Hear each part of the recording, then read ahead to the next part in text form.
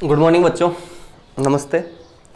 देखो आज मैं YouTube चैनल पे काफ़ी दिनों बाद वीडियो डालने जा रहा हूँ और ऑर्गेनिक केमिस्ट्री फर्स्ट ईयर, क्योंकि मैंने फर्स्ट ईयर के वीडियोज़ बहुत कम बनाए हैं। तो अब मैंने सोचा कि फर्स्ट ईयर के एक बार वीडियोज़ डालूंगा। मैं कुछ 2 यूनिट्स है जिनको मैं करवाऊँगा यहाँ पे YouTube पे आप लोगों को जिनको देखना है, जिनके लिए यूजफुल हो वो देख सकते हैं सभी यूनिवर्सिटीज़ के स्टूडेंट्स। ऐसे आप लोगों को इस साल आपको पता है कि 3 यूनिट का कोर्स दिया गया है कि 3 यूनिट कवर कर लो, 3 यूनिट कवर कर लो, परंतु अपन सिलेबस को छोड़ भी नहीं सकते ना, क्योंकि अगर आप अभी छोड़ दोगे तो आगे प्रॉब्लम आएगी। तो पढ़ना तो है, कैसे भी करके समझना है, जो भी करना है। तो उसी पर्पज़ से मैं सोच रहा हूँ कि कुछ वीडियोज़ बना देता हूँ जो आप लोगों के लिए यूजफुल होंगे काफ़ी। तो अपन आज यहाँ पर ऑर्गेनिक केमिस्ट्री की 3 यूनिट में ऐसे नेहरू कॉलेज में जहाँ पढ़ा रहा था वहाँ करवा चुका था। फिर भी ऑर्गेनिक केमिस्ट्री के 3 यूनिट के बाद में 4th और 5th यूनिट जो है उसको करवाने की कोशिश करूँगा। काफ़ी बच्चों के लिए यूजफुल होगी क्योंकि इंपॉर्टेंट यूनिट्स है दोनों। तो यहाँ पर यूनिट नंबर जो 4th है इसके अंदर 4 चैप्टर दे रखे हैं एक तरह से अपने सिलेबस के अंदर। एल्किन है, साइक्लो एल्किन है, ब्यूटाडाइन है और एल्काइंस। ठीक है, इन चारों यूनिट्स जो चारों चैप्टर है इनको मैं करवाने की कोशिश करूँगा। यहाँ पे वीडियोज़, रेगुलर वीडियोज़ डालने की कोशिश करूँगा। अगर देखना हो तो देख लेना, वरना कोई दिक्कत नहीं है ना। आपको अच्छा लगेगा तो देखोगे, वरना कोई बड़ी बात नहीं है। ऐसे काफ़ी यूट्यूब पे काफ़ी चैनल्स है जहाँ पर लोगों को अगर पढ़ने की इच्छा हो तो वहाँ से पढ़ सकते हो। और अपना टाइम मैं तो यही बोलूँगा कि इम्पोर्टेंट टाइम में कोरोना महामारी चल रही है, घर पे रहो, बस पढ़ते रहो, है ना। तो अगर अभी पढ़ लोगे तो बहुत काम आएगा। ये मोबाइल वगैरह यूज करते हो, मोबाइल में अगर आप अच्छी अच्छी चीज़ें देखोगे तो आप लोगों के आगे यूजफुल होगी, वरना कोई मतलब नहीं है इस टाइम को बिगाड़ने में। तो सब बिगाड़ रहे, तुम भी बिगाड़ लो, कोई बड़ी बात नहीं है। लाखों की भीड़ जुड़ती है, उस भीड़ का हिस्सा तुम भी बन जाओगे। तो मैं यहाँ पे एल्किन, साइक्लो एल्किन और ब्यूटाडाइन और एल्काइन 4 चैप्टर है। तो आज सबसे पहले स्टार्ट करने वाला हूँ इसका फर्स्ट चैप्टर जो है एल्किन। ठीक है, इसकी बात करूँगा मैं एल्किन की। आप लोगों को मैं बताना चाह रहा हूँ कि अब तक मैं यूट्यूब पर जो भी लेक्चर बना रहा था उनके नोट्स लिखवा रहा था साथ का साथ, पर उसमें क्या वीडियोज काफ़ी लंबे बन जाते हैं और बोरिंग सा फील होता है आप लोगों को भी।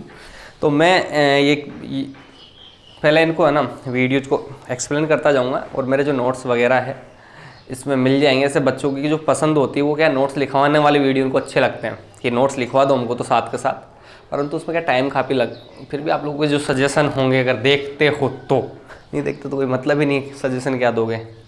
डाउट भी जब आता है जब पढ़ते हो, है ना।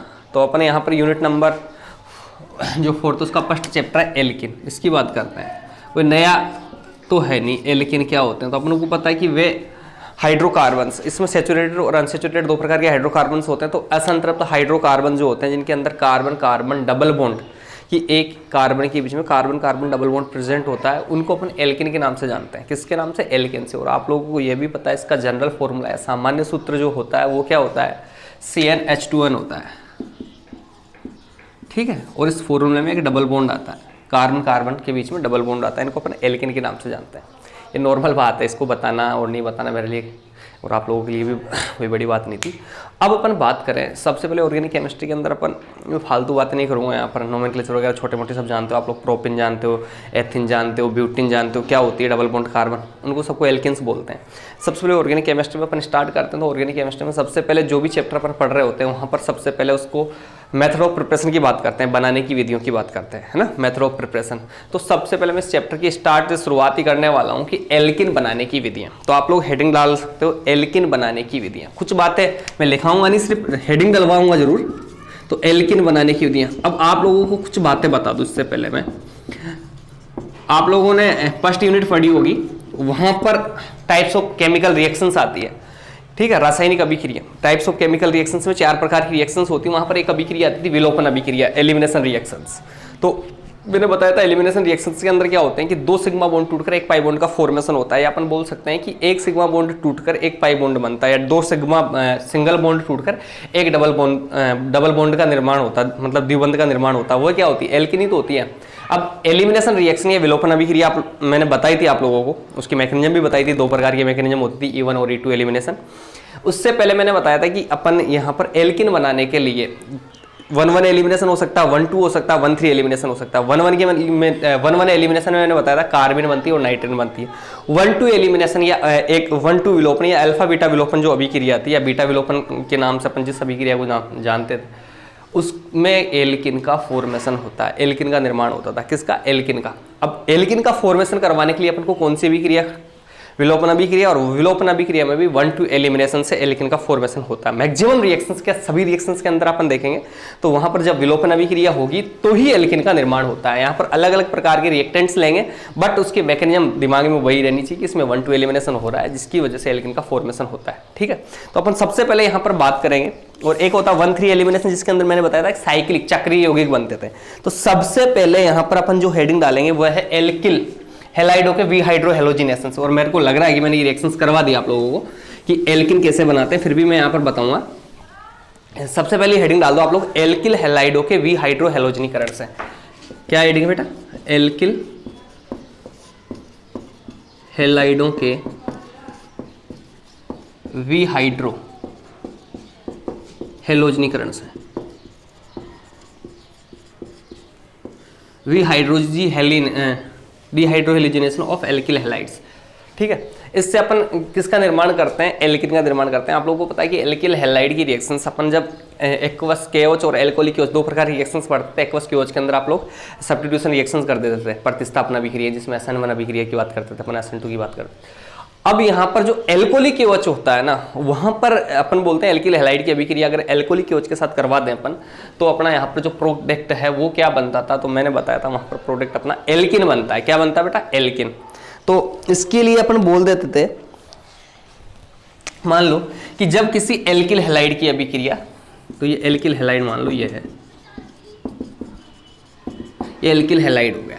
इस एल्किल हैलाइड की अभिक्रिया अगर अपन किसी एल्कोहलिक KOH के साथ गर्म कर देते तो एक कार्बन से हाइड्रोजन निकलता है, एक कार्बन से तो क्या निकलता है? हाइड्रोजन, और एक कार्बन से हेलोजन का विलोपन हो जाता है। इसलिए अपन इसको बोल देते हैं वी हाइड्रो हेलोजनीकरण। हाइड्रोजन में निकलता है और हेलोजन में निकलता है। तो इस अभिक्रिया को अपन जानते हैं वी हाइड्रो हेलोजिनेशन के नाम से, KOH के साथ। अब ये एल्कोहलिक KOH होता है ना, एल्कोहलिक KOH। अब इसकी अभिक्रिया जब करवाते थे अपन, गर्म करेंगे इसको, गर्म करने पर अपना बनने वाला जो प्रोडक्ट है वो क्या होगा? अपन को पता है कि जिस कार्बन पर हेलोजन जुड़ा होता है उसको तो अपन अल्फा कार्बन बोलते हैं और बगल वाले कार्बन को बोलते हैं बीटा कार्बन। तो इस अभिक्रिया के अंदर अपन को पता है ना कि होती कैसे है अभिक्रिया? इस तरह से रिएक्शन होती है कि एक कार्बन से तो हाइड्रोजन निकलता है और एक कार्बन से हेलोजन निकलता है। तो इस अभिक्रिया को अपन वी हाइड्रो हेलोजनीकरण अभिक्रिया बोल देते हैं। क्या बोल देते हैं? वी हाइड्रो हेलोजनीकरण अभिक्रिया। और आपको पता है कि इसके अंदर कि जो हाइड्रोजन है वो बीटा कार्बन से निकलता है, तो इसलिए इस अभिक्रिया को बीटा विलोपन अभिक्रिया के नाम से भी जानते हैं, या 1-2 एलिमिनेशन के नाम से भी जानते थे। इसको 1 और इसको 2 दे देते थे, तो इसको 1-2 एलिमिनेशन के नाम से भी जानते थे और एल्किन का निर्माण कर देते थे। यहाँ पर आप लोग देख रहे होंगे प्रोपिन का निर्माण हुआ है। प्रोपिन क्या होती है? अपनी एल्किन होती है। अब ये नॉर्मल रिएक्शन है, जनरल रिएक्शन है। अब इसके मैकेनिज्म की अगर मैं बात करना चाहूँ तो मैकेनिज्म आप लोगों को अच्छे से पता है कि दो प्रकार के मैकेनिज्म अपन एलिमिनेशन रिएक्शंस के अंदर करते हैं। एक तो होती है एक आणुक विलोपन अभिक्रिया और एक होती है द्विव अणुक विलोपन अभिक्रिया। दोनों को मैं एक बार बताऊंगा, ऐसे मैंने याद करो यूनिट नंबर फर्स्ट में मैंने बता दिया था। ठीक है, आप लोग वहां से देख सकते हो कि यूनिमोलिकुलर एलिमिनेशन क्या होती है और बाईमोलिकुलर एलिमिनेशन क्या होती है। एक आणुक और द्विअणुक अभिक्रिया की मैंने अच्छे से मैकेनिज्म करवाई आप लोगों को। देखो, इस अभिक्रिया की क्रियाविधि की अपन बात करते हैं तो ये बोला जाता है कि ये जो अभिक्रिया दो प्रकार की क्रियाविधियों द्वारा संपन्न होती है, A1 और A2। तो मैं पहले बात करता हूँ A1 की या एक आणुक विलोपन अभिक्रिया की। ठीक है, यूनिमोलिकुलर एलिमिनेशन रिएक्शंस। तो मैं बता देता हूँ एक बार फिर भी, एक आणुक विलोपन अभिक्रिया।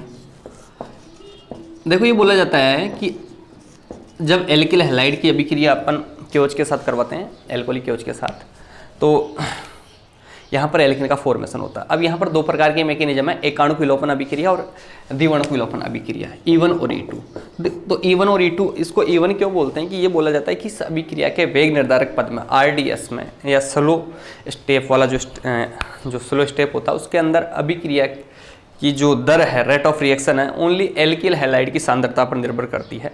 इसलिए इसको अपन क्या बोलते हैं? एक आणुक विलोपन अभिक्रिया बोलते हैं। और आप लोगों को पता है कि यह जो एक आणुक विलोपन अभिक्रिया होती है दो पदों में संपन्न होती है। इसका जो फर्स्ट स्टेप होता है ना, उसके अंदर कार्बोकेटाइन का फॉर्मेशन होता है। सेकंड स्टेप जो होता है, उस सेकंड स्टेप के अंदर आप फर्स्ट स्टेप होता है और हाइड्रोजन का एलिमिनेशन होता है। तो ये विलोपन अभिक्रिया होती है। ठीक है, विलोपन अभिक्रिया क्यों होती है? तो अपन को पता है कि 2 सिग्मा बॉन्ड टूटकर एक पाई बंध का निर्माण हो रहा है। दो जो परमाणु है वो यहाँ से निकल जाते हैं। देखो यहाँ पर एकाणुक विलोपन अभिक्रिया के अंदर इसकी मैकेनिज्म की अगर मैं बात करूँ मैं, तो इस प्रकार से इसके मैकेनिज्म को अपन देख सकते हैं आराम से। पहला जो स्टेप होता है, पहले स्टेप में अपन को पता है कि कार्बोकेटाइन का फॉर्मेशन होता है। किसका? कार्बोकेटाइन का फॉर्मेशन होता है। यहाँ से X माइनस निकलता है। ये जो दो पदों में होती है, ये जो स्टेप होता है ये फर्स्ट स्टेप होता है इसका, ठीक है, प्रथम पद होता है। और ये जो फर्स्ट स्टेप होता है ये स्लो स्टेप होता है। इसको अपन क्या बोलते हैं? वेग निर्धारक पद या धीमी गति का पद होता है। और इसमें क्या होता है बेटा? कार्बोकेटाइन का निर्माण होगा। क्या होगा? कार्बोकेटाइन का निर्माण होता है। तो ये कार्बोकेटाइन बन गया अपना पहले स्टेप के अंदर, ठीक है। और जो स्लो स्टेप इसके अंदर आप लोग देख रहे होंगे ओनली एल्किल हैलाइड का जो अणु है ना वह है। तो यहाँ पर रेट ऑफ रिएक्शन अभिक्रिया की तरफ ओनली इस पर डिपेंड करती है, इसलिए इसको अपन बोलते हैं E1 अभिक्रिया। क्या, किस नाम से जानते हैं? E1। अब इसका जो सेकंड स्टेप होता है बेटा, सेकंड स्टेप में देखो क्या होगा, द्वितीय पद में क्या होता है कि जो तुम्हारा ये तो हो गया 1 या 2, इसको अपन बोल सकते हैं अल्फा या बीटा। अब यहाँ पर ये जो कार्बोकेटाइन है, ये जो स्टेप होता है अपना फास्ट स्टेप होता है, तेज गति वाला स्टेप होता है। और इसके अंदर यहाँ से जो हाइड्रोजन है ना वो इस तरह से निकल जाता है H+ के रूप में। और किसका निर्माण हो जाता है? यहाँ पे एल्किन का निर्माण हो जाता है, एल्किन का निर्माण। अगर अपन बात करें अभिक्रिया की दर की, तो अभिक्रिया की दर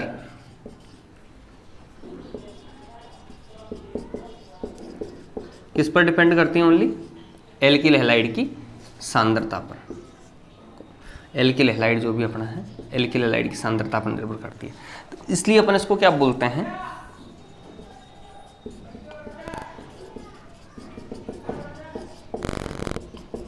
यूनिमोलिकुलर एलिमिनेशन रिएक्शंस, ठीक है। एकाणुक विलोपन अभिक्रिया के नाम से इसको जानते हैं अपन, ठीक है। तो ये अपनी एलिमिनेशन रिएक्शंस हो गई, ठीक है। इसके अंदर मैंने बताई थी कि जो फर्स्ट स्टेप होता है स्लो स्टेप होता है।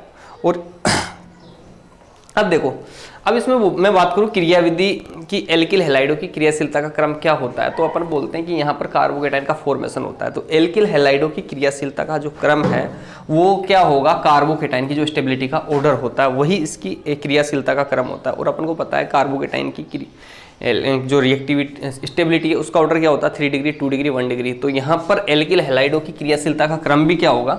एक बार मैं इसको मिटा देता हूँ और मैं लिखना चाहूँ यहाँ पर एल्किल हैलाइडों की क्रियाशीलता का क्रम।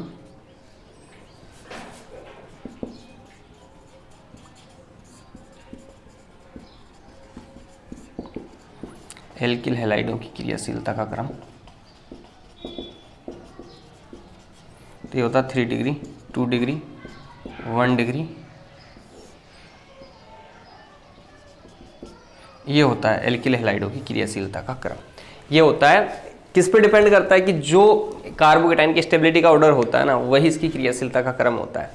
तो ये इनकी जो रेट ऑफ रिएक्शन अभिक्रिया की दर है वो एक अणु की सांद्रता पर निर्भर करती है एल्किल हैलाइडों की। तो यहाँ पर अपन बोलते हैं कि ये एलिमिनेशन रिएक्शंस होती है वो E1 होती है, एकाणु विलोपन अभिक्रिया होती है, ठीक है। ऐसे यूनिट नंबर फर्स्ट मैंने अच्छे से करवा दी बेटा। देखो बात करते हैं A2 की, जो बायोमोलिकुलर एलिमिनेशन रिएक्शंस होती है। A2 अभिक्रिया द्विआण्विक विलोपन अभिक्रिया, ये बोला जाता है कि ये जो अभिक्रिया एक ही पद में संपन्न होती है, ठीक है, और संक्रमण अवस्था के माध्यम से संपन्न होती है। तो इसमें देखिए सबसे पहले अपन बात करें कि ये जो अभिक्रिया होती है इसका जो स्लो स्टेप होता है उसके अंदर अपना एक तो बेस, जो भी अपन बेस ले रहे हैं वो, और जो यहाँ पर अपन एल्किल हैलाइड लेते हैं उन दोनों की सांद्रता पर अभिक्रिया की दर डिपेंड करती है। इस स्टेप को अपन बोलते हैं स्लो स्टेप। और इस स्लो स्टेप में यहाँ से क्या बनती है? ट्रांजिशन स्टेट बनती है। आप लोगों को पता है कि संक्रमण अवस्था कैसी होती है? संक्रमण अवस्था उस अवस्था को बोलते हैं जिसमें बनने वाला बंध न तो पूरी तरह से बना होता है, न टूटने वाला बंध पूरी तरह से टूटा होता है, ठीक है। यहाँ पर अपन को पता है ये बॉन्ड बनेगा, ये वाला बॉन्ड ब्रेक होगा। ये जो है संक्रमण अवस्था, इस संक्रमण अवस्था की सहायता से अपन यहाँ पर प्रोडक्ट आराम से बना देंगे, ठीक है। ये जो स्टेप होता है अपना फास्ट स्टेप होता है। यहाँ पर अपन को पता है कि ये दोनों बॉन्ड आपस में जुड़ जाते हैं, ये वाला बॉन्ड और ये वाला बॉन्ड यहाँ से ब्रेक होता है, यहाँ पर डबल बॉन्ड का फॉर्मेशन होता है, यहाँ से ये टूट जाता है, यहाँ पर ये H2O निकलता है और इस तरह से यहाँ पे ये H डबल बॉन्ड H, इस तरह से एल्किन का फॉर्मेशन हो जाता है, ये एल्किन बन जाती है। ये जो स्टेप एक ही स्टेप में रिएक्शन हो गई, अपन बोलते हैं ट्रांजिशन स्टेट के माध्यम से ये अभिक्रिया संपन्न होती है, संक्रमण अवस्था के माध्यम से संपन्न होती है। तो ये संक्रमण अवस्था के माध्यम से संपन्न हो गई। बात करें अभिक्रिया की दर की, तो मैं बोलता हूँ अभिक्रिया की दर दो अणुओं की सांद्रता पर निर्भर करती है, इसलिए इस अभिक्रिया को द्विअणुक विलोपन अभिक्रिया कहते हैं। द्विअणुक विलोपन अभिक्रिया क्यों बोलते हैं? क्योंकि अभिक्रिया की दर एल्किल हैलाइड और साथ ही इसमें जो भी बेस क्षार ले रहे हैं उसकी सांद्रता पर एल्किल हैलाइड और बेस की कंसंट्रेशन दोनों पर अभिक्रिया की दर डिपेंड करती है, निर्भर करती है। इसलिए इस अभिक्रिया को अपन क्या बोलते हैं? द्विअणुक विलोपन क्रिया विधि के नाम से जानते हैं। अब इस अभिक्रिया की सबसे इंपॉर्टेंट बात आप लोगों को सुनो एक बार, कि अभिक्रिया की जो रेट ऑफ एल्किल हैलाइडों की रिएक्टिविटी का ऑर्डर होना वह क्या होगा। आप लोगों को ये बात समझनी है अच्छे से। यहाँ पे देखो, मैं बात कर रहा था रेट ऑफ रिएक्शन की, अभिक्रिया की दर दो अणुओं की सांद्रता पर निर्भर करती है, इसलिए इसको अपन द्विअणुक विलोपन अभिक्रिया बोलते हैं। मैं बात करता हूँ कि इसकी अभिक्रिया की जो दर है, इसमें एल्किल हैलाइडों की क्रियाशीलता का क्रम क्या होता है। तो ये बोला जाता है अल्फा कार्बन। अल्फा कार्बन उस कार्बन को बोलते हैं जिस पर हेलोजन परमाणु जुड़ा होता है। जैसे यहाँ पर इसको मैं बोलूँ, यहाँ पर अल्फा कार्बन ये है क्योंकि इस पर हेलोजन परमाणु जुड़ा होता है। तो ये बोला जाता है कि अल्फा कार्बन पर जैसे जैसे प्रतिस्थापियों की संख्या बढ़ती जाती है, मतलब 1 डिग्री से 2 डिग्री, 2 डिग्री से 3 डिग्री होता जाता है, तो यहाँ पर स्टेरिक हिंड्रेंस बढ़ता है, त्रिविमीय में बाधा उत्पन्न होती है। और जितनी ज़्यादा त्रिविमीय में बाधा उत्पन्न होगी ना, स्टेरिक हिंड्रेंस जितना ज़्यादा होगा किस पर? अल्फा कार्बन पर, तो ये जो हेलोजन है ना, हैलाइड आयन के रूप में उतना ही जल्दी निष्कासित होगा। और जितना जल्दी निष्कासित होता है हैलाइड आयन, उस अभिक्रिया की दर उतनी ही ज़्यादा होती है। तो आप लोगों के दिमाग में ये बात समझ में आई होगी कि स्टेरिक हिंड्रेंस बढ़ाने के लिए मुझे क्या करना पड़ेगा?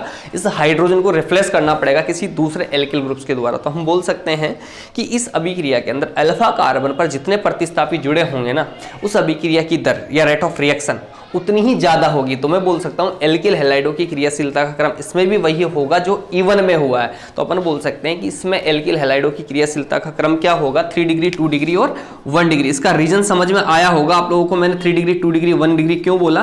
क्योंकि अल्फा जो कार्बन है इस पर स्टेरिक हिंड्रेंस बढ़ेगी, तो स्टेरिक हिंड्रेंस बढ़ने की वजह से ये जो हेलोजन है हैलाइड आयन के रूप में आसानी से निष्कासित हो जाएगा। और जैसे जितना जल्दी बाहर निकलता है उस अभिक्रिया की दर उतनी ही ज्यादा होती है। तो यहाँ पर एल्किल हैलाइडों की क्रियाशीलता का क्रम वही होता है जो E1 का होता है, जबकि SN2 में उल्टा होता है। ये बात याद रखना है ना। तो यहाँ पर एल्किल हैलाइडों की क्रियाशीलता का क्रम क्या होगा? 3 डिग्री, 2 डिग्री और 1 डिग्री RX ये होता है। SN1 SN2 के अंदर अपन को पता है SN1 के अंदर क्या होता था? कार्बोकेटाइन की रिएक्टिविटी का ऑर्डर कार्बोकेटाइन की स्टेबिलिटी पर डिपेंड करता था, 3 डिग्री, 2 डिग्री, 1 डिग्री। और वहाँ पर मैंने बोला था SN2 के लिए ट्रांजिशन स्टेट के माध्यम से संपन्न होती है, और जिस ट्रांजिशन स्टेट की स्टेबिलिटी ज़्यादा होती है, अभिक्रिया जो एल्किल हैलाइड की क्रियाशीलता का क्रम है वो भी उसी पर डिपेंड करता था। वहाँ पर अपन ने SN2 के लिए 1 डिग्री, 2 डिग्री, 3 डिग्री बोला था, परंतु E1 और E2 पे ध्यान देना। E1 में और E2 के अंदर एल्किल हैलाइडों की क्रियाशीलता का क्रम दोनों में 3 डिग्री, 2 डिग्री, 1 डिग्री होता है। फर्स्ट वाले में मैंने बताया क्योंकि वहाँ पर कार्बोकेटाइन की स्टेबिलिटी का ऑर्डर क्या होता है? 3 डिग्री, 2 डिग्री, 1 डिग्री होता है। इसलिए अपन ने बोला कि कार्बोकेटाइन की स्टेबिलिटी के ऑर्डर 3 डिग्री, 2 डिग्री, 1 डिग्री होने के कारण एल्किल हैलाइडों की क्रियाशीलता का क्रम भी 3 डिग्री, 2 डिग्री, 1 डिग्री हुआ है। जबकि यहाँ पर E2 जो मैकेनिज्म अपन पढ़ रहे थे, इसमें मैंने बताया कि अल्फा कार्बन पर जैसे जैसे स्टेरिक हिंड्रेंस बढ़ती जाती है, स्टेरिक हिंड्रेंस या त्रिविमीय बाधा बढ़ेगी। और त्रिविमीय बाधा कब बढ़ेगी?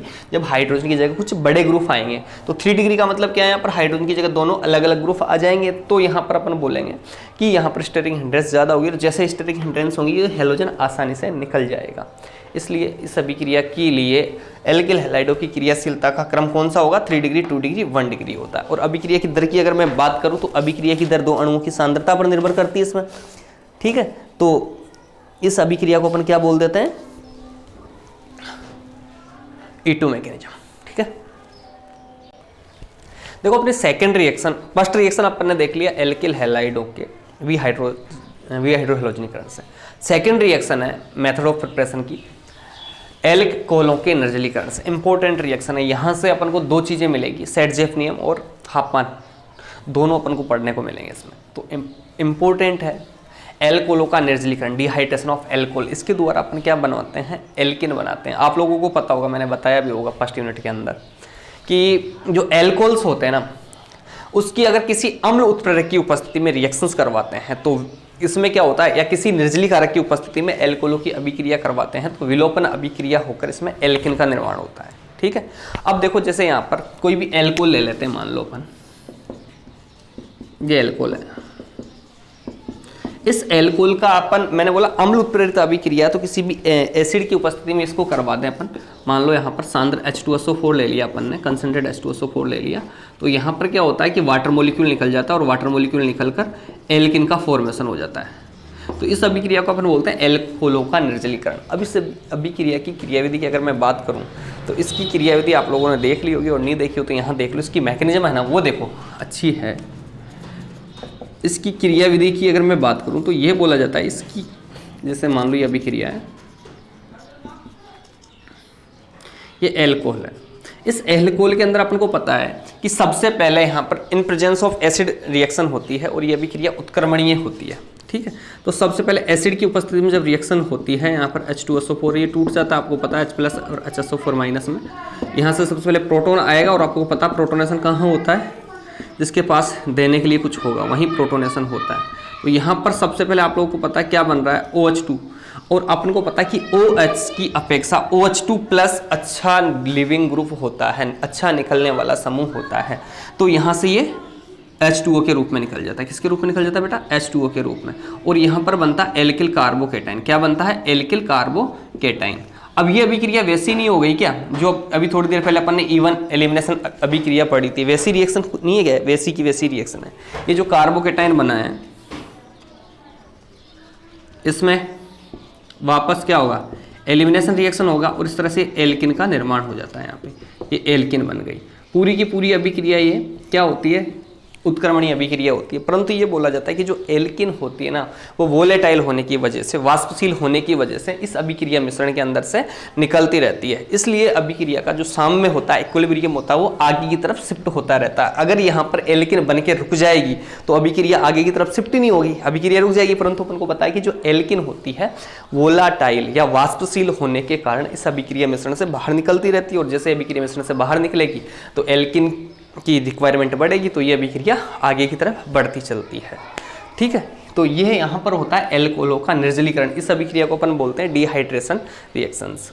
अब मैं अगर बात करूँ, एक बार दोबारा देख लो क्या किया मैंने, कि इस अभिक्रिया में सबसे पहले अपना एल्कोहल होता है, उस एल्कोहल का अपन ने क्या करवा दिया, प्रोटोनेशन करवा दिया। OH ग्रुप का प्रोटोनेशन हुआ तो OH2+ बना, और OH2 जो होता है वो अच्छा निकलने वाला समूह होता है, गुड लिविंग ग्रुप होता है, जिसकी वजह से ये निकला, H2O के रूप में निकल गया। H2O के रूप में निकलने के बाद कार्बोकेटाइन बना। उस कार्बोकेटाइन के अंदर से यहाँ पर अपन को बताइए अल्फा कार्बन था, ये बीटा कार्बन हो गया, जिस पर OH लगा OH को अल्फा, और उसको तो यहाँ पर भी बीटा विलोपन अभिक्रिया के नाम से जानी जाएगी। ठीक है, तो यहाँ पर H+ के रूप में निकल गया और क्या बन गया, अपना एल्किन का फॉर्मेशन हो गया। ठीक है, अब ये बोला जाता है इस अभिक्रिया के अंदर अभिक्रिया की जो दर है, रेट ऑफ रिएक्शन है, या एल्कोहलों की क्रियाशीलता का क्रम होगा, वो क्या होगा, वो अपन देखते हैं। सभी क्रिया मिश्रण के अंदर अपन बोलते हैं कार्बोकेटाइन बनता है, और कार्बोकेटाइन की स्टेबिलिटी का ऑर्डर क्या होता है, तो अपन बोलते हैं 3 डिग्री, 2 डिग्री, 1 डिग्री होता है। इसलिए यहाँ पर एल्कोहलों की क्रियाशीलता का क्रम भी वही होता है जो कार्बोकेटाइनों की स्टेबिलिटी का ऑर्डर होता है, अर्थात अपन बोल सकते हैं 3 डिग्री, 2 डिग्री, 1 डिग्री होता है। ठीक है, तो ये अपने यहाँ पर डिहाइड्रेशन ऑफ एल्कोहल्स था। एल्कोहलों के निर्जलीकरण से इस तरह से अपन यहाँ पर एल्किन का फॉर्मेशन आराम से करवा सकते हैं। ठीक है बेटा, लिख लो एक बार इसको या देख लो, नोट्स वगैरह आप लोगों को अवेलेबल हो जाएंगे, डोंट वरी। इसमें देखो एल्कोहलों की क्रियाशीलता का क्रम, एल्कोहलों की क्रियाशीलता का क्रम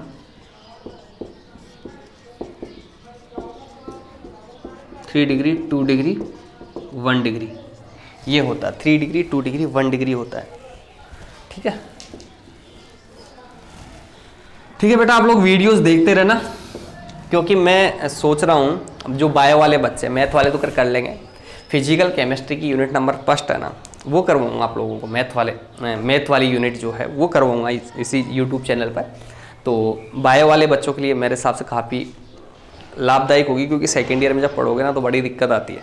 बायो वालों बच्चों को, थोड़ी थोड़ी छोटी छोटी प्रॉब्लम्स को सोल्व करने में, है ना। तो पूरा मैं कोशिश करूँगा, ऑनलाइन पढ़ना चाहो तो ऑनलाइन पढ़ लेना। अभी आप लोगों की शायद कॉलेज में क्लासेस चल रही तो उन क्लासों को ख़त्म हो जाने तो उसके बाद में अपन है, अगर पढ़ना चाहोगे तो पढ़ लेना, वरना खूब छुट्टियाँ बिताना तुम भी, ठीक है।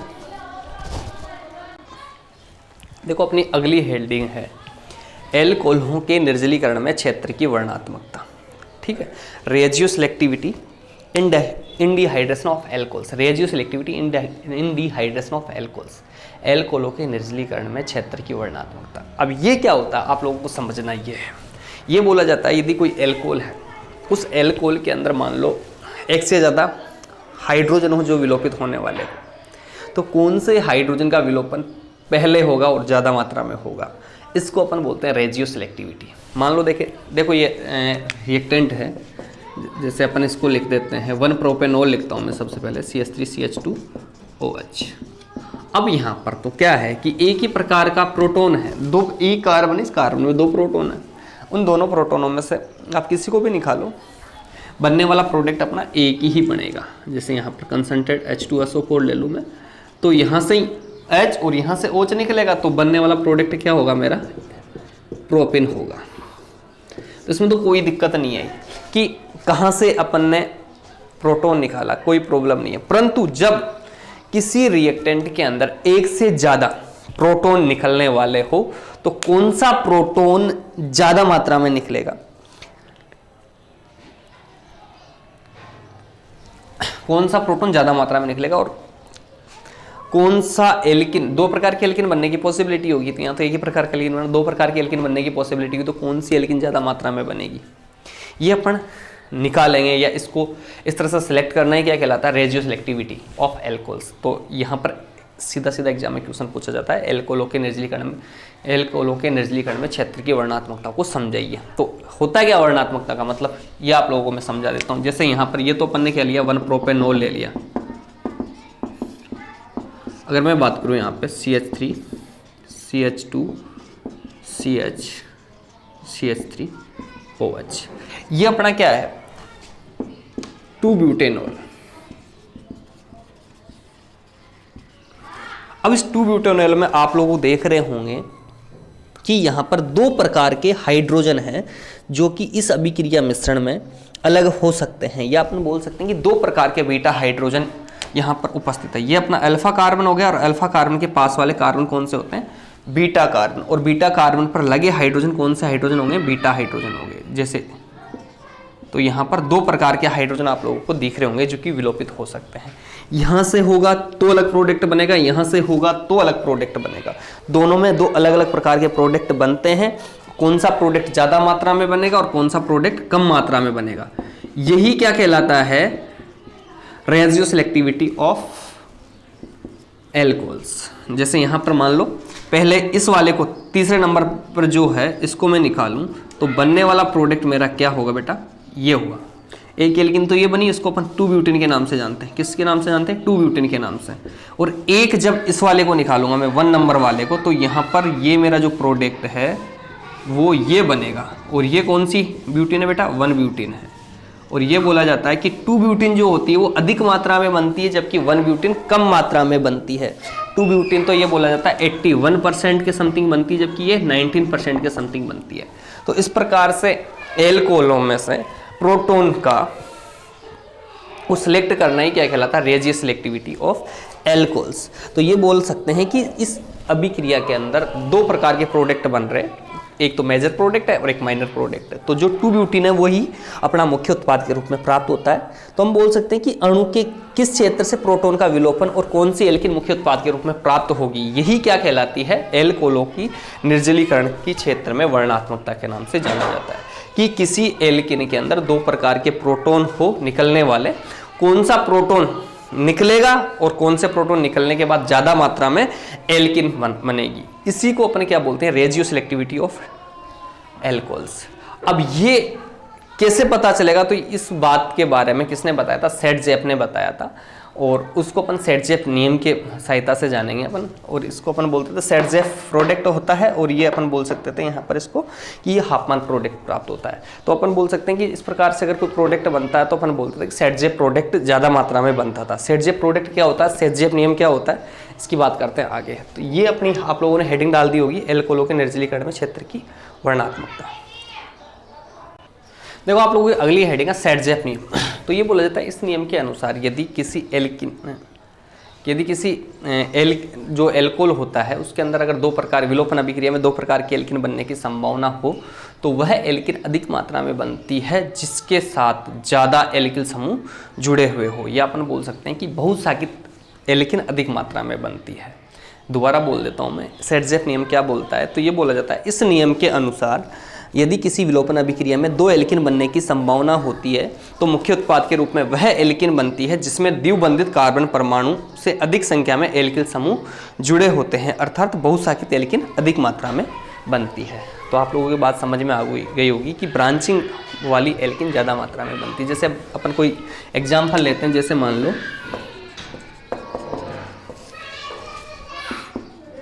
CH3CH